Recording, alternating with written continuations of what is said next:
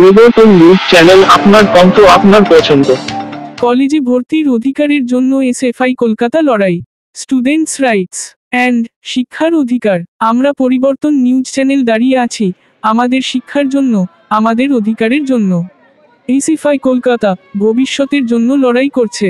কলেজে ছাত্র ভর্তিতে রাজ্য সরকারের ব্যর্থতার বিরুদ্ধে এসএফআই কলকাতা শাখার কলকাতা ইউনিভার্সিটি গেটের সামনে বিক্ষোভ প্রদর্শন। কলেজে স্ট্রিট রাস্তায় উপর বিক্ষোভ প্রদর্শন, জনগণের সামনে বিরোধ প্রচারের মাধ্যমে জনসমর্থন। কলেজে ছাত্র ভর্তির গুরুত্বপূর্ণ সময়, কিন্তু রাজ্যের ছাত্রদের জন্য এটি কঠিন হয়ে উঠেছে। সঠিক সময়ে ভর্তি না হওয়ার জন্য দায়ী করছেন রাজ্য সরকারের অদূরদর্শী পরিকল্পনা এবং অব্যবস্থাপনাকে। SFI students federation of India Kolkata শাখা আজ এই বিক্ষোভের মাধ্যমে নিশ্চিত করছে যে আমরা আমাদের অধিকারের জন্য লড়াই করতে প্রস্তুত। যদি ছাত্রদের শিক্ষা অধিকারকে বিপন্ন করা হয়, তবে দেশের ভবিষ্যৎ অন্ধকারে চলে যাবে। সময়মতো আবেদন করতে পারবেন না, অবিলম্বে কলেজে ভর্তি প্রক্রিয়া চালু করতে হবে। কলেজে অ্যাডমিশনে সমাধান প্ল্যাকার্ড। স্বাধীনতা, গণতন্ত্র, সমাজতন্ত্র ঝান্ডা নিয়ে বিক্ষোভ প্রদর্শন। কলেজে ভর্তি হওয়ার প্রক্রিয়ার ধীরগতি ছাত্র সমাজ ভবিষ্যৎকে ঝুঁকিতে ফেলছে। রাজ্য সরকারকে আমাদের দাবি শুনতে হবে এবং অবিলম্বে কার্যকরী ব্যবস্থা নিতে হবে। কলেজে ভর্তির প্রক্রিয়া দ্রুত ও স্বচ্ছ হওয়া উচিত, কিন্তু বাস্তবতা সম্পূর্ণ ভিন্ন। এসএফআই এর সদস্যরা আজ একত্রিত হয়েছেন রাজ্য সরকারের ব্যর্থতা তুলে ধরতে। কলেজে ভর্তির সমস্যা শুধু আজকের নয়, এটি এক দীর্ঘসূত্রিত সমস্যা। বিক্ষোভের মূল উদ্দেশ্য হল ছাত্রদের অধিকার ও মর্যাদা রক্ষা করা। কলেজে ভর্তি প্রক্রিয়ার পাশাপাশি অন্যান্য সমস্যা যেমন শিক্ষার মান, অবকাঠামো উন্নয়ন। তাদের এই প্রতিবাদ শুধুই বিক্ষোভ নয়, এটি একটি দাবি। নতুন অ্যাডমিশনের জন্য সরকারকে এখনই নির্দেশ দিতে হবে। আজকের এই প্রতিবাদ রাজ্যের সকল ছাত্রদের মধ্যে সচেতনতা গড়ে তুলবে এবং একীভূত আন্দোলনের চেতনা জাগাবে। আমাদের চ্যানেলটি সাবস্ক্রাইব করতে না ভুলবেন। ভিডিওটি দেখার জন্য ধন্যবাদ। আমাদের চ্যানেলটি সাবস্ক্রাইব করতে ভুলবেন না। আমার নাম অনেক কুমার ঘোষ, আমি এসএফআই কলকাতা বিশ্ববিদ্যালয় আঞ্চলিক কমিটি সম্পাদক। এখানে আসলে জড়ো হয়েছে, 1 মাস হয়ে গেছে উচ্চ মাধ্যমিকের ভর্তি প্রক্রিয়ার ফলাফল প্রকাশে। এখনো পর্যন্ত কলেজগুলোতে ভর্তি প্রক্রিয়া শুরু করা গেল না। এখনো পর্যন্ত যে সেন্ট্রালি পোর্টাল খোলার কথা, সেই সেন্ট্রালি পোর্টাল খোলা হলো না রাজ্য সরকারের তরফ থেকে। রাজ্য সরকার বলছে দেরি হয়, কিন্তু আমরা বলছি এই 1 মাসে আমাদের এগুলো অভিজ্ঞতার মধ্যে রয়েছে।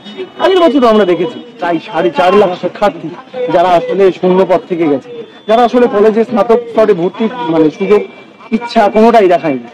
আমরা বলছি এই তো অভিজ্ঞতা রয়েছে 1 বছর, এই অভিজ্ঞতা নিয়ে কেন এই বছর রাজ্য সরকার এই ভর্তি প্রক্রিয়ায় ডিলে করছে?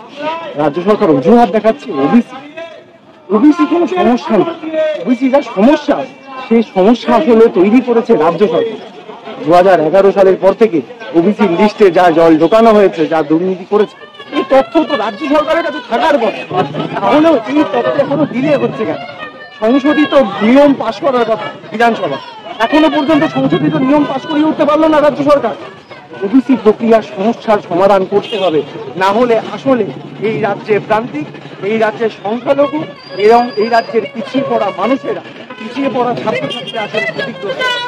তাদের যে আসন সংরক্ষণের ব্যবস্থা, সেই আসন সংরক্ষণের আমরা দাবি করছি এই ওবিসি সমস্যার সমাধান ইতিমধ্যেই করতে হবে এবং ইতিমধ্যেই কলেজে বিশ্ববিদ্যালয়গুলোতে যে ভর্তি পোর্টাল এখনো চালু করা যায়নি, সেই ভর্তি প্রক্রিয়া অবিলম্বে শুরু করতে হবে। পাশ করানো ইতিমধ্যে প্রাপ্ত বসুকে ঘুম ছেড়ে ঘুম থেকে ঘুমিয়ে এই প্রক্রিয়া চালু করতে হবে। কারণ এতদিন তো ওরা ঘুমোলেন, গোটা শিক্ষা ব্যবস্থা থেকে ঘুমে পাঠিয়ে দিয়েছে এবং শীত ঘুমেই রয়েছে এখন শিক্ষা ব্যবস্থা। নিজে শুদ্ধ যা প্রাক্তন শিক্ষামন্ত্রী ছিলেন, তিনি তো গোটা শিক্ষা ব্যবস্থাটা নিয়ে জেলের মধ্যে চলে গিয়েছিলেন। আমরা বলছি এই সমস্যার সমাধান অবিলম্বে করতে হবে, না হলে রাজ্য থেকে একটা সিংহভাগ মানুষের ছাত্রছাত্রী তারা আসলে বাইরের রাজ্যে চলে যাচ্ছে।